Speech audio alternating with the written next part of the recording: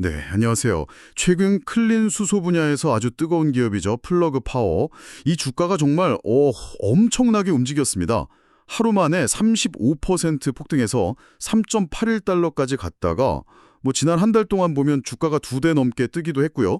정말 대단한 변동성인데 대체 무엇이 이런 격렬한 움직임을 만드는 건지 오늘 그 배경과 전망까지 좀 깊숙이 파헤쳐 보겠습니다.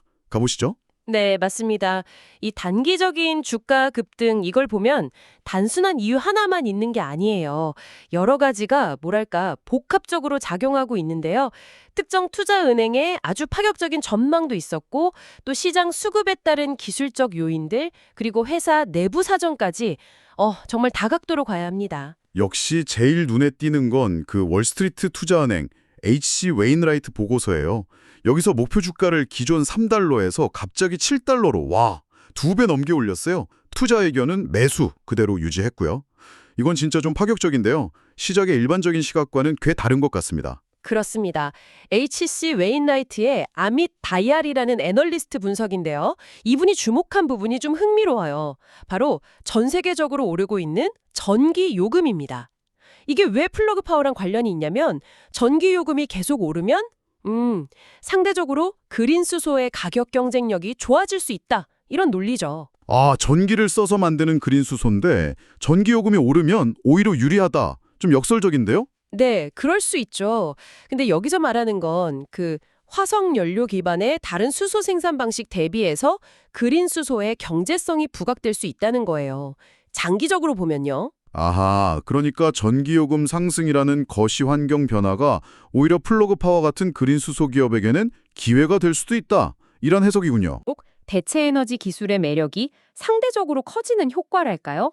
물론 그린 수소 생산 전력도 싸게 조달해야 한다는 전제는 있지만요. 단순히 현재 분석을 넘어 미래 기대치도 엄청 높게 잡았어요.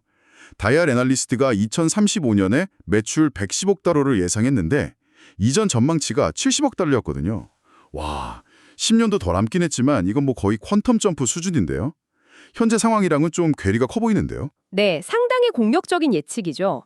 이건 단순히 플러그 파워라는 회사 하나만 보는 게 아니라 앞으로 그린 수소 시장 자체가 엄청나게 클 거다. 이걸 전제로 하는 겁니다. 그리고 그 시장에서 플러그 파워가 핵심 플레이어, 어쩌면 거의 시장 지배적인 위치까지 갈 수도 있다.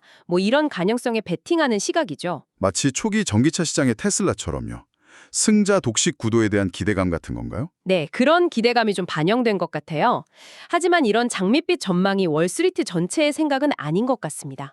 다른 자료들을 보면 분위기가 좀 다르죠. 맞아요. 팩트셋 같은 금융정보 업체 자료를 보면 현실은 좀 다른데요? 그렇죠. 여기서 이제 현실과의 차이가 드러나는 건데 팩트셋이 조사한 다른 애널리스트들의 평균 목표 주가는 한 2.33달러 수준이에요. HC 웨인라이트가 말한 7달러랑은 거의 3배 가까이 차이가 나죠. 그리고 대부분의 애널리스트들은 중립이나 심지어 매도 의견을 내고 있습니다. 실적 전망치도 차이가 꽤 크던데요. 시장에서는 보통 2025년 매출을 한 7억 달러 조금 넘게 보고 흑자 전환도 빨라야 2029년 이후로 보더라고요.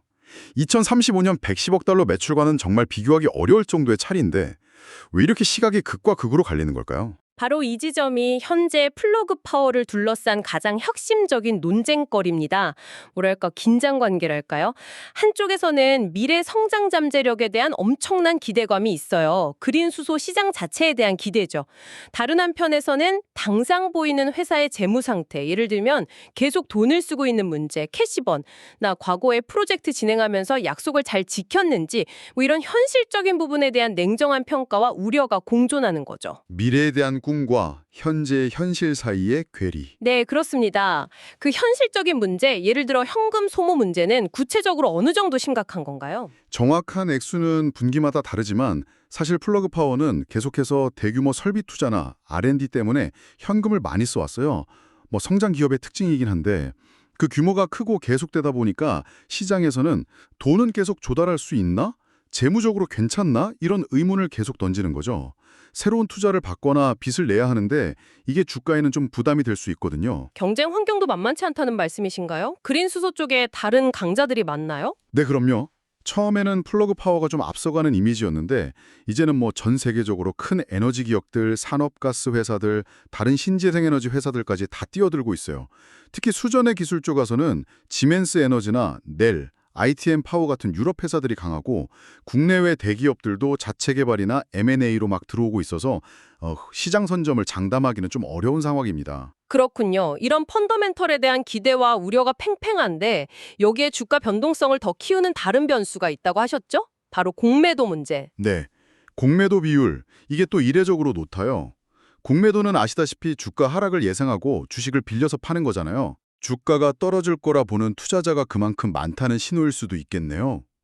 비율이 구체적으로 어느 정도인가요? 팩크셋 기준으로 보면 유통 가능한 주식의 무려 40% 이상이 공매도 상태라고 합니다. 이건 일반적인 주식이랑 비교하면 정말 어마어마하게 높은 수준이에요. 이렇게 공매도 비율이 높다는 것 자체가 일단 시장의 비관론을 보여주기도 하지만 동시에 주가 변동성을 극도로 키울 수 있는 요인이 되기도 합니다. 40% 이상이요? 와, 정말 높네요. 근데 이게 어떻게 변동성을 키우죠? 하락 압력은 이해가 되는데. 반대 상황이 생길 수 있어서 그래요. 만약에 예상과 달리 주가가 오르기 시작하면 공매도 친 사람들은 손실을 보잖아요. 그럼 더 큰 손실을 막으려고 서둘러서 주식을 다시 사서 갚아야 해요. 이걸 쇼커버링이라고 하죠. 아, 손실 줄이려고 어쩔 수 없이 사는 거군요. 매수세가 몰리겠네요. 그렇죠. 근데 이 쇼커버링 매수세가 단기간에 확 몰리면 이게 오히려 주가를 더 끌어올리는 거예요. 매수가 매수를 부르는 거죠. 이걸 숏스퀴즈라고 부릅니다. 최근 플러그 파워 주가가 단기에 급등한 배경에도 뭐 어떤 긍정적인 뉴스나 아까 말한 HC 웨인라이트 같은 분석이 딱 나오면서 이런 숏스퀴즈가 터졌을 가능성도 배제할 수 없어요. 그러니까 펀더멘탈 개선 기대감과는 별개로 그냥 수급 논리로 주가가 확 튀었을 수도 있다는 겁니다. 와, 그러니까 펀더멘털에 대한 기대와 우려, 여기에 높은 공매도 비율이라는 기술적 요인까지 막 얽혀서 지금처럼 예측하기 힘든 흐름을 만드는 거군요. 정말 복잡하네요. 이런 와중에 회사 차원에서는 또 실제 사업 성과 소식도 있었어요. 포르투갈 에너지 회사 갈프에 전해조를 납품했다면서요. 네, 맞습니다. 10메가와트급 제네코 PEM 전해조 어레이를 갈프에 처음으로 납품했다는 발표가 있었죠. 전해조는 말씀하신 대로 물 분해해서 수소 만드는 핵심 장비고요. 특히 PEM 방식은 그린 수소 생산에 많이 쓰이는 기술 중 하나입니다. 이 납품은 플러그 파워가 이제 연구개발 단계를 넘어서 진짜 상업적인 규모의 프로젝트를 하고 제품을 공급할 능력이 있다. 이걸 보여주는 중요한 사건이죠. 회사의 기술력이나 사업 실행력을 시장에 보여주는 분명히 긍정적인 뉴스입니다. 드디어 뭔가 가시적인 성과가 나오기 시작했다. 이런 신호로 볼 수도 있겠네요. 시장 반응은 좀 어땠나요? 이 소식으로 비관론이 좀 사그러들었을까요? 긍정적이긴 했는데 시장 평가는 여전히 좀 신중해요. 예를 들어 UBS의 마나부 굽다라는 애널리스트 코멘트를 보면요. 이 갈프 납품 소식 이후에도 플러그 파워에 대한 투자 의견을 중립으로 그대로 뒀어요. 목표 주가도 1.75달러라는 아주 낮은 수준을 유지했고요. 아니 실제 대규모 장비 납품이라는 성과가 나왔는데도요. 그렇게까지 보수적인 이유가 뭘까요? 굽다 애널리스트의 논리는 이겁니다. 첫 납품 물론 좋다 이거예요. 근데 진짜 중요한 건 약속한 전체 물량을 제때 문제없이 다 납품해서 2026년 상반기로 예정된 갈프의 그린 수소 플란트 가동 목표를 맞출 수 있느냐는 거죠. 만약 플러그 파워가 이 전체 프로젝트를 성공적으로 끝낸다면 그때는 시장에서 아주 긍정적인 재평가를 받을 거다. 하지만 아직 그 실행력이 완전히 검증된 건 아니다. 이렇게 보는 겁니다. 사실 과거에도 플러그 파워가 프로젝트 일정이 좀 늦어지거나 목표 달성에 실패한 사례들이 좀 있었거든요. 그래서 시장은 여전히 일단 지켜보자 이런 신중한 입장인 거죠. 아, 한 번의 성공만으로는 과거의 의구심을 다시 써내긴 어렵다는 거네요. 결국 쇼미더머니가 아니라 쇼미더 딜리버리, 그러니까 꾸준히 실행 능력을 증명하는 게 관건이다 이 말씀이시군요. 정확합니다. 아무리 장기 비전이 좋고 기술력이 뛰어나다고 말해도 결국 시장이 믿어주는 건 꾸준히 약속 지키고 성과를 만들어내는 실행력이에요. 특히 플러그 파워처럼 아직 적자 상태고 미래 성장성에 주가가 많이 의존하는 기업한테는 이 실행력 증명이 더더욱 중요합니다. 자, 그럼 이 모든 복잡한 상황을 종합해 볼 때 지금 플러그 파워를 바라보는 우리는 어떤 점에 좀 주목해야 할까요? 이 높은 변동성 속에서 길을 잃지 않으려면 뭘 봐야 할까요? 네, 오늘 저희가 플러그 파워 주가를 둘러싼 여러 층위의 이야기들을 좀 살펴봤습니다. H.C. 웨인라이트 같은 아주 극단적인 낙관론부터 시장 컨센서스의 냉정한 현실 인식까지 그 큰 간극을 봤고요. 또 상승하는 전기요금 같은 거시 환경 변화에 대한 기대감, 40%가 넘는 비정상적인 공매도 비율과 숏스퀴즈 가능성 같은 기술적 요인, 그리고 갤프 프로젝트 같은 실제 사업 진행 상황과 그에 대한 시장의 신중한 평가까지 이 모든 요소들이 정말 복잡하게 얽혀서 현재 높은 변동성을 만들고 있다는 걸 확인했습니다.